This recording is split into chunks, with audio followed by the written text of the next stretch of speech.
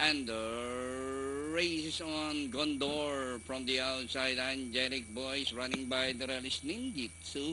Amazing pace. And moving up is Smart and Noble.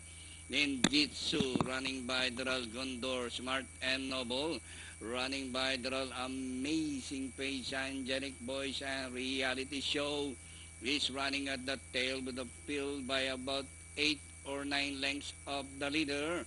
Back to the leader, Gondor by a length and a half, Ninjitsu.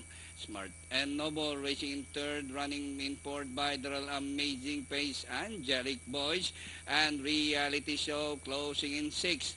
Rounding the far turn, Gondor, Smart and Noble, Ninjitsu down on the inside. Amazing Pace, Angelic Boys, and Reality Show. As they race the far corner, three runners, Gondor in the middle. And on the outside, Smart and Noble now to take the lead. Is Smart and Noble, Gondor. Angelic Boys from the outside, and Amazing Pace, Reality Show.